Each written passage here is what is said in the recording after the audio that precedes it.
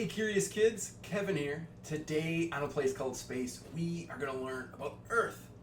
Earth is my favorite planet. I hope it is your favorite planet too. Right? It's a planet.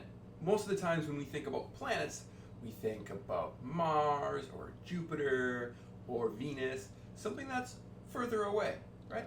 But the closest planet to us is right here, Earth. Look down. What you're standing on? You're standing on a planet. And it's actually the planet that we've studied the most.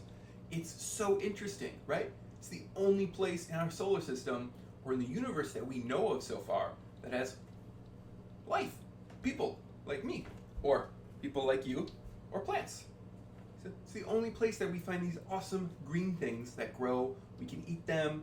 We got animals.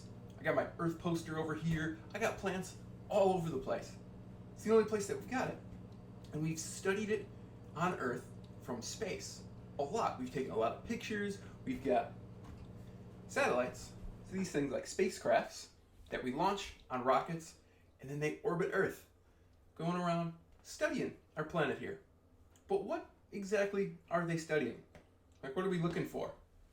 What do you think? What do you think we're looking for? Well, one of the main things that we study here on Earth is the weather. So right now, I'm in Los Angeles. It's raining outside. It's not sunny. There's clouds everywhere. I'm looking out my window here, and it's raining.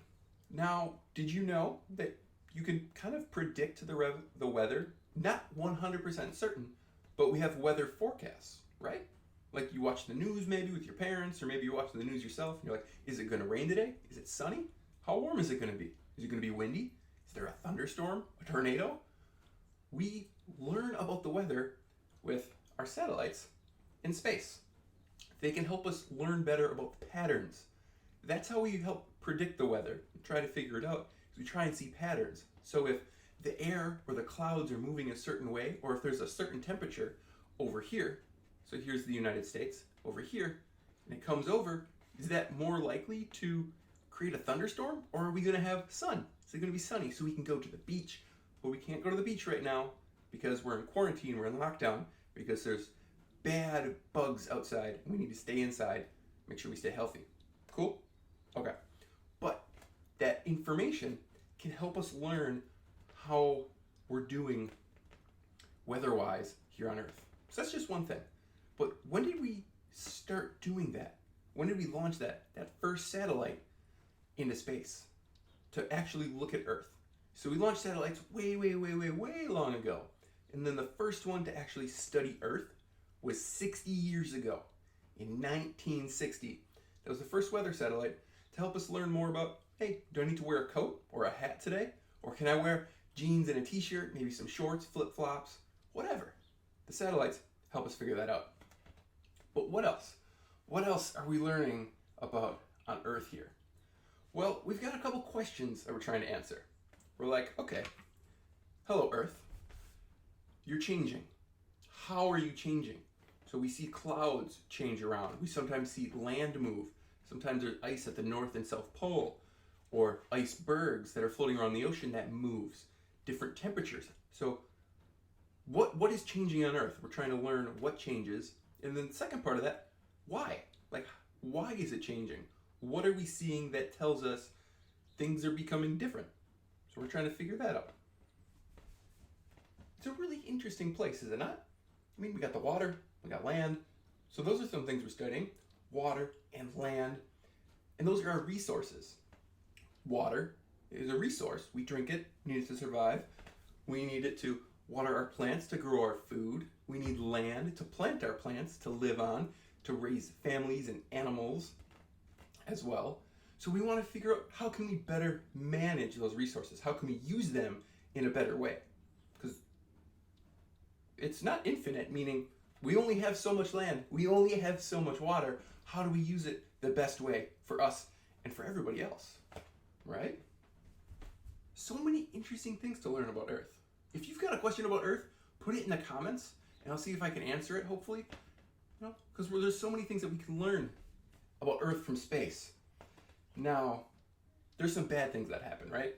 There's like fires, there's hurricanes, maybe earthquakes, other natural disasters. So, like predicting the weather, we want to try and maybe predict these natural disasters. So, like, we're looking down and like, Kevin, can we predict a forest fire? Maybe. So we can see, so here, where are we? Here in California, we have a lot of fires, unfortunately. So that's where these trees, where is it? Here we go. Trees light on fire, and then a bunch of other trees go on fire as well. So from space, we can use our satellite, we can look on down, and we can see about, is there a lot of water, or is it really dry? So when there's not much water, when the forest is really dry wood, dry trees, that's a better chance for a forest fire. So we could be, whoa, we shouldn't have campfires right now because we could start the whole forest on fire. And you don't want to do that, right? So we can try and stop natural disasters or learn better about when they are more likely to happen, so we can try and not have them happen. Or if they do happen, like an earthquake or a flood or a hurricane, we can use our satellites in space to learn about what's going on. So we can take pictures and we can see where is still flooded. Hey, maybe we can find people that are stranded from space, zoom in real close, and be like, okay, we need to go here and help locate people who are in trouble. So that's another big thing. And the last thing that we're looking at when we're looking at Earth is, what does the future hold? So we're looking at the patterns, right? The patterns of Earth. What is the future going to look like of Earth? Are our lands going to move? Are we going to melt all the ice because the Earth is getting warmer? Because we keep on releasing bad things into the atmosphere? Because we decide to take up some stuff, we dig it up out of the ground, we put gas in our car that puts bad stuff in the atmosphere, it warms it all up, and it starts melting the ice at the poles, which then gives us more water. More water raises the sea level, maybe it floods places like in Florida or in Italy. There's a lot of flooding in Italy because of the water that goes up. So we want to know, what does the future look like with all of this stuff that's happening on Earth? Sounds kind of scary, right? But it's also really cool because it helps us be better prepared and we learn more about how we can help out. So one of the things that can help us out, right, is plants. So we eat a lot of plants and farmers need to grow these plants. So we can figure out better ways to help farmers grow their plants by looking at Earth from outer space. Now I dropped my spaceship, I gotta go get it. Spaceship. So we got a lot of spaceships out here that are orbiting Earth. I think I see a question, how many satellites are in space studying Earth? Well, right now we have about 150 of these satellites orbiting and observing Earth. Which means their main purpose is to look at Earth and see what's going on. Now we have over 2,000 of these orbiting Earth, but they're not all looking at Earth to study it. Some of them are helping us out right now. So I'm in California, right here, boom, and I'm filming on my computer, which is on the internet, which can shoot a signal out into space to the satellite to then shoot that signal back down to you if you're over in Texas. So I'm shooting it into space, a satellite is grabbing it, and then shooting it to you in Texas so you can see me. Now it's not observing Earth, but it's transmitting. It's helping us move the picture that I'm creating here, the video, to your computer so that you can see it there. Whether you're in Texas, India, other states in the United States like Wisconsin. I know there's some people tuning in there. That's where I'm from, Wisconsin. So that is one thing, is that we're looking at Earth, but we're not like observing it. We're helping move data, and then we're looking outwards. So like we're looking at the moon with some satellites around Earth, or we're looking far out to see all the other stars. If you remember this from yesterday, these were the constellations. So when you look up in the night sky, if you draw lines between some of the stars, you can create pictures. So we got spacecrafts that are orbiting Earth, looking out at those pictures that we're trying to draw. Why are they out there? Well, because there's a lot of light on Earth, right? That's why you can see me, because I've turned on some lights, so it's not dark. But that's not good for looking up at the night sky. So the best place to find those stars, right, is like in the middle of nowhere with no lights, no buildings, and you just have the stars to look up at. So that's why we got some spacecrafts outside. But it's not just spacecrafts. We also use planes. Yes, this plane is really big. It's my favorite plane. This is the F-22 Raptor. It's a plane for the Air Force. Super cool. But we don't have to go all the way up into space to learn about our Earth. We take planes, we take off, and then we fly around Earth, not the whole thing, but we fly around certain parts of Earth to learn more about it from higher up. Because you can see more from higher up, right? So I'm gonna get really close to you. Hi. So you can only see like a really close part of my face, but if I get further away, you can see more of me. And if I'm far enough away, you could see my whole body. I got a shelf and a wall. So that's like here on Earth, right? So if you start really close, you can't really see much, but as you go further and further away, you're able to see more. And that way you can learn a whole lot more. So we're learning about the weather, we're learning about land, which is like our food, our water, our forests. So we're learning about water is really important. Like, are there droughts? Is it dry? Do we not have water? Is it flooding? Do we have too much water?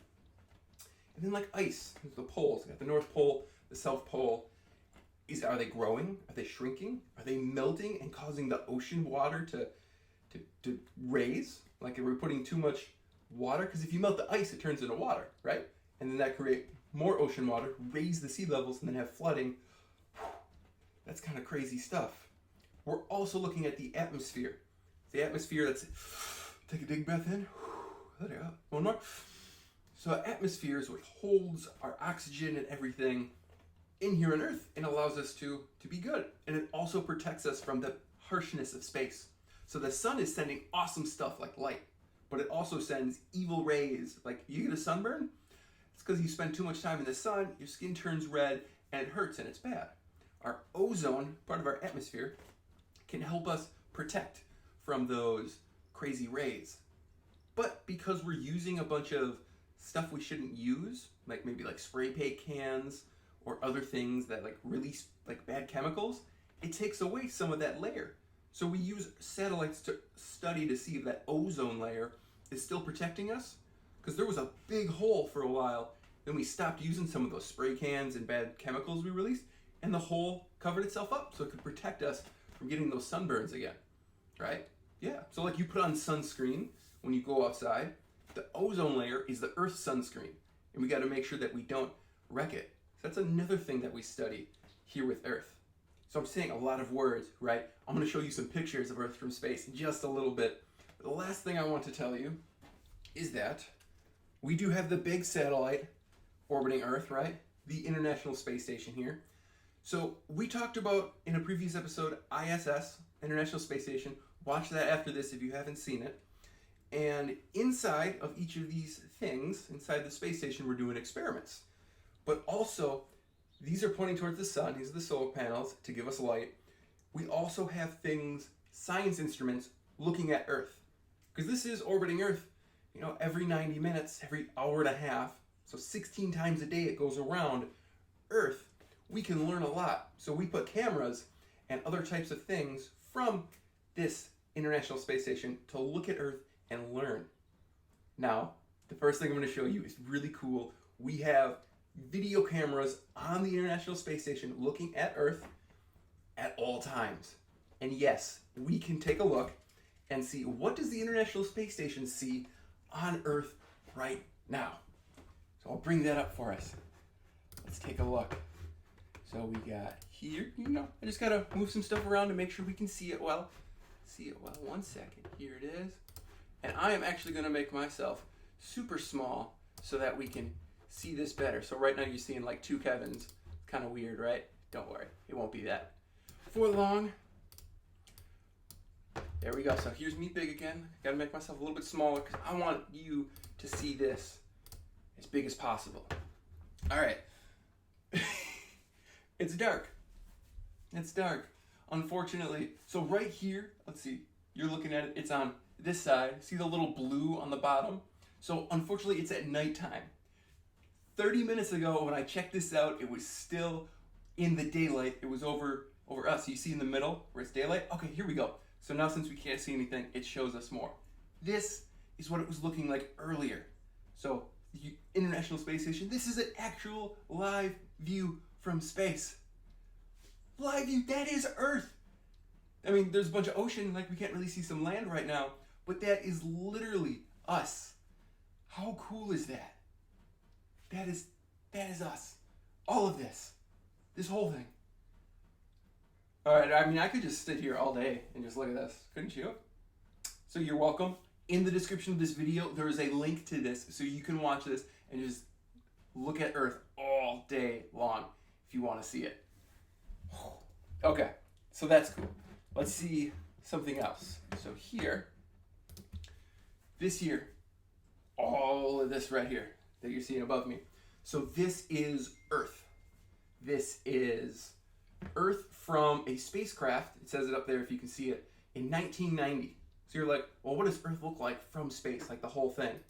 So here's it rotating. So it's going really slow, which is actually, this is fast. This is one of the faster rotating Earths. My next video is going to be even faster because it takes 24 hours for Earth to completely spin once, right? So we've got a spacecraft that's far away taking pictures of the daylight side so that we can see it. So in 1990, so 30 years ago, this is what Earth was looking like at that time. It's the best picture we have, the best video that we have. Now, I've got more videos. So let's get a better one. What's a newer one? All right, we'll bring this up. New video. So check this one out. This one goes a lot faster. But this one is 4 years ago. 3 to 4 years ago, about 3.5 years ago. You can just see it spinning. It's going crazy. It's a lot better pictures. Let me slow it down. So let's check this out. Let me jump back a little bit. We got this cool thing on YouTube where I can slow it down. All right, and let's play again. There we go. Now it's going a lot slower. So as we see, so here's Africa, and then soon North America. We're back to the Pacific Ocean. Asia, Africa, Atlantic Ocean, North America. As you can see, that's what the Earth looks like. So up on top, we've got the North Pole. You can see that. All the whiteness, these are clouds, of course. The blue is the water, and then the green and brown is the land. So if you pay close attention, see Africa right there? Wait for it to come around again. Africa and Saudi Arabia right there. You see how brown it is? It's because it's more desert. There's more sand everywhere than our green trees and our grass. So we can learn all of these things about space from satellites that we launch. It's just so cool. I freak out because that's what Earth looks like if we were out in outer space. Now, what else? Oh, so we're gonna do this one first, and then I've got something really cool to show you. I mean, all of this is really cool. So these are pictures of Earth. So here, see, this is a plane wing. So this is studying Earth from a plane. We got a picture of like an alligator, a crocodile here. And then you can see some of these photos that look like maybe they're parts of different planets or moons. They look alien-like. Here, these red dots. So the red dots aren't real. We put the red dots in. But this is Australia. And we had a lot of fires in Australia. So we used NASA and other space agencies' satellites to help us learn about these fires and how can we fight them. You know, so here's fire, here's smoke coming up. This is from an airplane. We can study hurricanes. This is from the International Space Station looking at a hurricane. We've got volcanoes that are erupting. Sometimes we're on the ground checking it out. And here's one of the planes right here. Here's the plane that helps us study. That's one of them, right? So we see here, this is in Africa. Almost looks, we call this like the eye of Jupiter is what I like to call it, or the eye of the Sahara. Kind of looks like the big giant spot of Jupiter. We see that on Earth. Here is in California. All of these orangeness, these are the poppies. These are the cool flowers that bloom, and they're actually in bloom right now. But since we're on lockdown, we don't want to go outside. We can't really see them as much because you have to travel. But all of these awesome images come from outer space or come from us studying Earth. You can just see it's a cool vantage point. You know, you get higher up, you can see more. And yeah, here, so we do a lot of fires where we're looking at fires. You see all this smoke, trying to help stop them and figure out ways that we can do better. See, there's so many awesome images of Earth. They look alien, but no, this is our home planet here. It's our home planet. Okay, we're to the end. I could click more images, but there is so much. Now this next video I'm going to show you, it's called the Cosmic Eye. You may have seen this, you may have not. It starts with the smiling face that we see here, and then we zoom way out, and then we zoom way back in. So I'm just gonna let it play. All right, so we start at 10 centimeters, and we're getting a little farther away, 1 meter. That thing on the bottom that you see going together, that's the scale changing. So we're at a restaurant, get high, so that's the Googleplex, Google headquarters in San Francisco. So we're gonna get even further up, so now we see like the area of the mountain view, San Francisco Bay, there it is. Now we're at California. We got the west coast of the United States. There's North America. There's the whole planet Earth. Now keep on going, keep on going. We're gonna see even more. Now we got the moon. That's how far away the moon is. We got the lunar orbit. Next, we've got other orbits of nearby asteroids, and soon we're gonna get to the planets. Now we see the whole solar system there with the asteroid belt and Jupiter. Then we got Saturn, Neptune, Uranus, Pluto's orbit. Then we got a spacecraft that's out beyond Pluto's orbit, New Horizons, and keep on going. There's the Kuiper belt, which is where Pluto is. Then we got all these comets in the Oort cloud, the inner and the outer. Keep on going, because then we have stars. So 4.5 light years away is the closest stars. Then we have this cloud, interstellar cloud with a whole bunch of other things. We've got nebulas. Then we're in this local bubble, and we're in the spiral arm of our galaxy. There it is, the Milky Way galaxy. All right, but we're just one galaxy. We've got a bunch of other galaxies in our galaxy neighborhood that are part of this local group. And then we have a local supercluster because there's a lot more groups within our group. And then we got this whole cosmic web of our observable universe, and it's just all over. Okay, now let's go back in. It's a lot, right? That's how big our observable universe is and how small we are as a part of it. So let's keep on going. We're getting back into the solar system. Here we go with the Kuiper belt, the outer planets, the inner planets, near-Earth asteroids, lunar orbit, the moon, Earth, zooming back into the United States and San Francisco, coming back down to our smiling face here back on Earth. So the link for this is also in the description if you want to watch it again. I'm going to let it play just a little bit longer. So we actually go even smaller. So we talked about big scales, planets, stars, galaxies. Now we're driving super small because inside your eye are blood vessels inside your whole body. Then you got blood cells. The white blood cells help fight that infection of the coronavirus. So hopefully those are strong. You got your chromosomes, your chromosome tip that has your DNA, which says who you are. And it keeps on getting smaller and smaller. What's our DNA made out of? Atoms, right? What are atoms made out of? What's inside of them? Electrons, protons, neutrons. And then we get these things called orbitals. You're like, whoa, orbitals, never heard of that. Well, it gets even smaller. We got the nucleus at the center of an atom. So we're getting super small with our protons and our neutrons that are even smaller than those electrons. Then we got quarks, the smallest thing that makes everything up. And then we zoom right back out.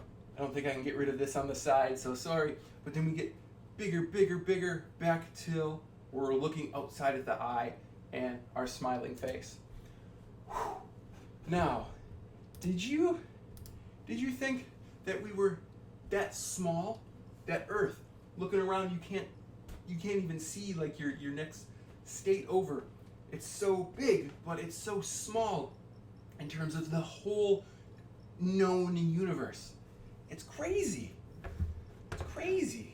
So, it's a lot to take in, right? We're almost done here. So I want to show you some cool images. So when we were talking about satellites observing Earth, this is what like some of them look like. Those cones or shadow things that point down is, you don't actually see them, but that's like what the area that those satellites can see. So here's our Earth, right? This is what Earth looks like from about 1 million miles away. And we're going to back out a little bit more. This is what Earth looks like from the moon. So this was Apollo 8. If you were here for the moon landing video, awesome, you'll know about this. If not, go watch the moon landing video. So as the astronauts of Apollo 8, before we actually had Apollo 11 that landed on the moon, they were coming up around the moon and then they saw Earth rising. So this is called Earthrise. And this photo is the reason we have Earth Day. That's coming up later in April. So you're like, why do we have Earth Day? Because we had this photo taken in the 60s. You're like, wow, Earth is cool. We need to celebrate it more. Okay, let's keep on going. Now we got Earth from, where is this? This is Mars. So you see the little arrow to that tiny dot? That is a photo of Earth from the Curiosity rover that's on Mars. Next up, this was taken from Jupiter. This is Earth and the Moon from our spacecraft Juno. It's got a really nice camera. We got to keep on moving. Then we got Saturn, because you can tell by the rings up there, that little arrow, that's Earth. All right, we got one last photo, and this one is really special. This one is known as the pale blue dot. So you can see that there's a beam of light there. So the beam of light, and then there's a tiny dot. That's the brightest dot in that beam of light. That's us. It's a sunbeam, and we're just suspended in that sunbeam. That is us, life here on Earth. Now, there was a man named Carl Sagan who, he's no longer with us, but he was a professor at Cornell, and he worked with NASA, and he convinced NASA to have a spacecraft called Voyager that's way out at the edge of the solar system turn around from flying away, turn around and take a look back at Earth before it turned its camera off and then turned back around and kept on going. And this is that image from billions of miles away. And he wrote something about it, and I want to read it to you, and I'm going to show it to you on the next photo here, of just how important we are and where we are as our place in the universe. So, look at that dot. That there, that's home. That's us. On it, everyone you love, everyone you know, everyone you've ever heard of, every human being who ever was, lived out their lives. The aggregate of our joy and suffering, thousands of confident religions, ideologies, and economic doctrines, every hunter and forager, every hero and coward, every creator and destroyer of civilization, every king and peasant, every young couple in love, every mother and father, hopeful child, inventor and explorer, every teacher of morals, every corrupt politician, every superstar, every supreme leader, every saint and sinner in the history of our species live there, on a mote dust suspended in a sunbeam. The Earth is a very small stage in a vast cosmic arena. Think of the rivers as the rivers of blood spilled by all those generals and emperors, so that in glory and triumph they could become the momentary masters of a fraction of a dot. Think of the endless cruelties visited by the inhabitants of one corner of the pixel on the scarcely distinguishable inhabitants of some other corner. How frequent their misunderstandings, how eager they are to kill one another, how fervent their hatreds. Our posturings, our imagined self-importance, the delusion that we have had some privileged position in the universe are challenged by this point of pale light. Our planet is a lonely speck in the great enveloping cosmic dark.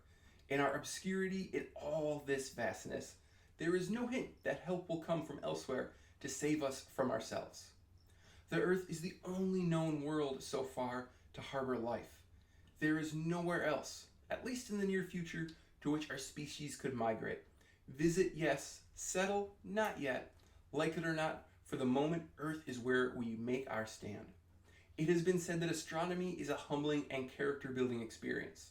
There is perhaps no better demonstration of the folly of human conceits than this distant image of our tiny world.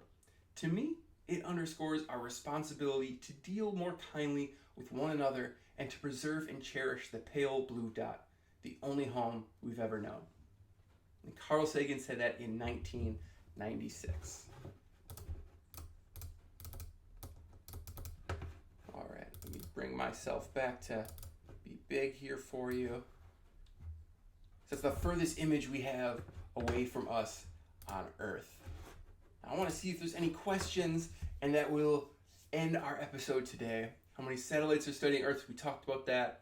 Are there any other planets like we know of that are like Earth? Kinda. We have exoplanets, which are planets outside of our solar system, and we have found Earth-like ones.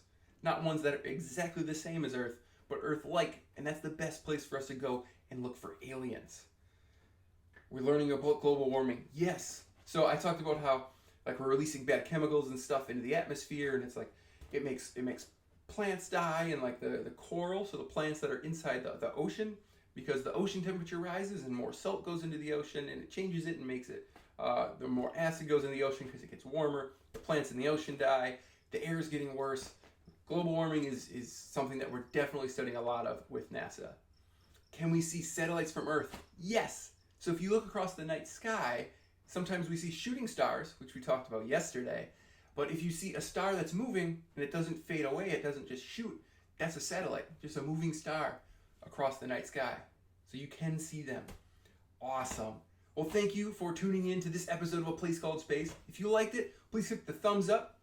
Let me know you liked the episode, and click the subscribe button to let me know you're a fan of A Place Called Space, so you can come back and see the future videos. We're talking about everything outer space. Keep looking up.